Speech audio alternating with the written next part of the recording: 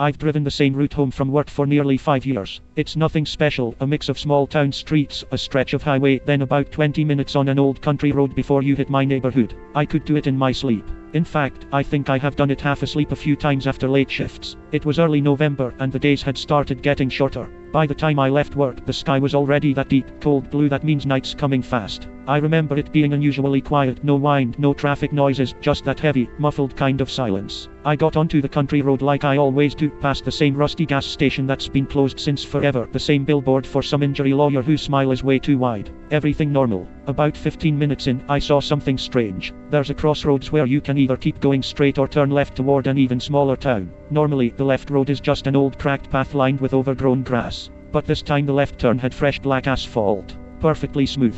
New looking. I slowed down, just to look. I didn't remember any roadworks here. And there weren't any signs, no cones, no under construction notices. It was just there. And I don't know why, but it looked almost inviting. I told myself I'd just take a quick detour. Maybe they'd opened a shortcut, or maybe this was some back way that would shave off a few minutes. My gas tank was fine, I wasn't in a rush. So I turned. At first, it seemed normal, just a 2-lane road cutting through the trees. But the pavement was too smooth. No cracks, no oil stains, no potholes. Even the painted lines were bright like they'd been done that morning. The trees on either side were tall and dark, bending slightly inward like they were leaning over the road. I noticed the silence again, no wind, no insects, nothing. My headlights felt swallowed by the darkness beyond the beam. I checked my GPS. That's when I got my first real chill. The screen showed my little blue arrow floating. No road, no map. Just a grey nothingness. I laughed nervously, thinking maybe my phone had lost signal. But then I glanced at the bars, full signal. Internet working fine. Still no road. A mile or two past. I kept expecting to see a farmhouse, a mailbox, something that said people actually used this road.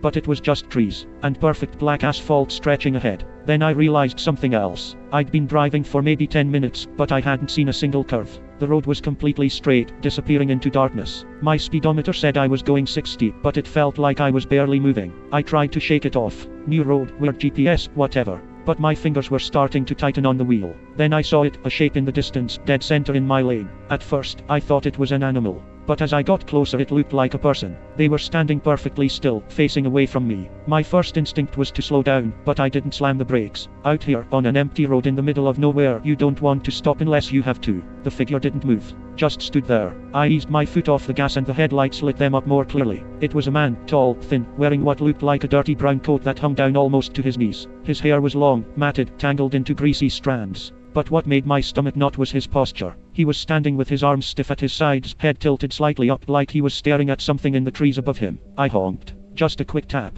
No reaction. I honked again, longer. My voice cracked as I called out through the cracked window. Hey, you alright? Nothing. I pulled into the opposite lane, planning to pass him slowly and keep going. But as soon as my front bumper lined up with him, his head snapped toward me. It wasn't just a quick glance, it was a full, sharp movement like someone yanking a mannequin's head. His face caught the light for only a second and I swear his eyes looked wrong. Wide, glassy, too much white showing. His mouth hung open, like he'd been caught mid-breath. I didn't stick around to get a better look. I hit the gas and kept going, watching him shrink in my rearview mirror until the darkness swallowed him completely. My heart was hammering. I told myself maybe he was just drunk, high, homeless, whatever excuse would make sense. But the truth was, he didn't move like a drunk person. He didn't move like a person at all. I drove faster, wanting to get back to a main road. But after another few minutes, I realized something that made my skin crawl. The road behind me was gone. Not literally vanished, but when I glanced back, I didn't see my taillights reflecting off pavement. It was just black. Like the road had been absorbed by the trees. I checked the GPS again. My blue arrow was still floating in grey nothingness.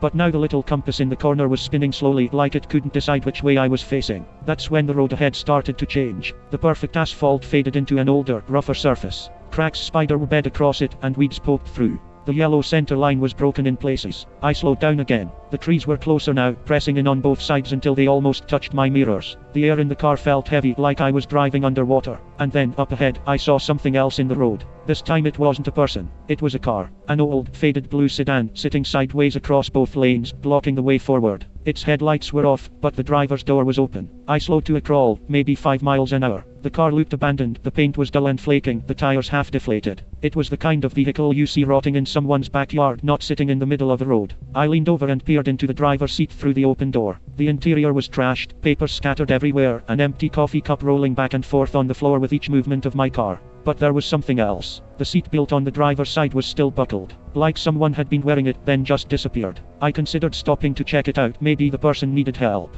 But then I noticed something that turned my stomach. On the passenger seat, there was a backpack. The zipper was halfway open, and sticking out of it was a child's stuffed animal. A little brown bear, one ear torn, fur matted from years of use. I can't explain why, but seeing that made my skin prickle in a way nothing else had. It wasn't just out of place. It felt wrong. I decided I wasn't getting out of my car. I steered onto the shoulder, tires crunching over gravel, planning to edge around the sedan. That's when I saw movement. In my mirror, someone darted across the road behind me, just at the edge of the taillight glow. Too fast to see clearly, but human-shaped. My heart jumped into my throat. I told myself it was just the man from earlier, maybe he'd followed me. But how? I'd been driving at least 60. I pressed the gas harder, swerving back onto the road once I'd passed the sedan. The trees seemed even closer now, branches scraping faintly against the roof as I sped past. Minutes went by. My hands were sweating on the steering wheel. The road felt endless. No turns, no intersections, no lights in the distance. Then a sound. A faint, irregular tap tap tap from somewhere above me. I looked up, nothing. Just the black roof liner of my car.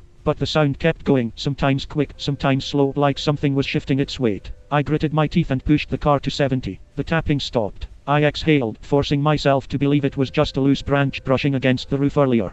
But deep down, I knew there weren't any low branches tall enough to reach the top of my car without hitting the windshield first. The air felt colder now. My breath was fogging slightly even though I hadn't touched the AC. That's when my headlights finally picked up something ahead. A sign. A small, rectangular road sign on a thin metal pole. I slowed as I got closer. The sign didn't have a town name. No speed limit. It just had 3 words in faded black letters. I hit the brakes, tires crunching over bits of gravel. My headlights washed over the sign, revealing just how weathered it really was, the paint peeling, rust creeping up the edges of the pole. It looked like it had been here for decades. Which didn't make sense. If this road was brand new, how could there be an old sign? I sat there for a moment, engine idling, thinking about turning back. But the idea of driving toward that abandoned sedan again, toward whatever had been in the road earlier, made my chest tighten. So I kept going. The road started to change again. The perfect pavement was gone entirely now, replaced with a cracked, uneven surface. My tires thudded over potholes I hadn't seen until the last second. The trees leaned so close together overhead that it felt like I was in a tunnel. The darkness between them seemed thicker now, like it wasn't just shadows, like something was standing just out of sight. I glanced at my phone again. Still full bars. Still that grey nothing on the GPS. But now, at the very bottom of the screen, a faint notification had appeared. Searching for route. I didn't touch anything. I didn't even know what app had opened it.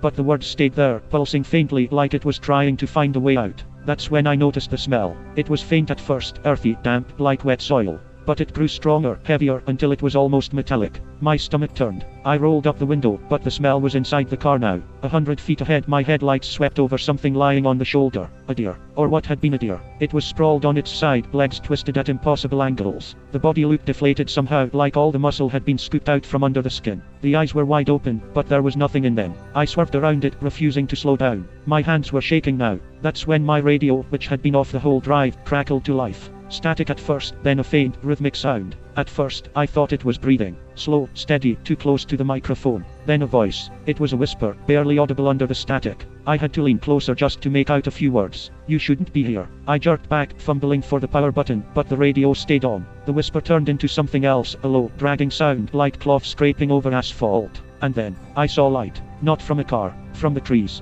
Pale, white light spilling between the trunks up ahead, flickering slightly, like it was coming from a campfire or lanterns. I slowed down, squinting into the distance. There were shapes moving in that light. Human shapes, at least. I thought they were human. The shapes in the trees moved slowly. Not walking exactly, more like swaying or shifting in place, just enough to catch the light every few seconds. I eased off the gas, coasting forward. My headlights barely touched them, but in the pale glow ahead I could see outlines. Tall, thin, heads cocked at strange angles. I told myself it was just people. Hikers. Campers. Anyone who had a reason to be out here. But deep down, I knew there was nothing normal about this. Not the road, not the sign, not the sedan, nothing. The light flickered again, and for a second I thought I saw faces. White, washed out faces, features blurred like bad reception on a TV screen. I stopped the car. The engine idled loud in the silence. I kept one hand on the gear shift, ready to throw it in reverse, but my eyes stayed fixed on the glow in the trees. Then one of the shapes moved. It didn't step forward. It slid. Like the ground under it had shifted, pulling it closer without the legs moving at all. I blinked hard, trying to convince myself I'd imagined it, but when I looked again, it was closer.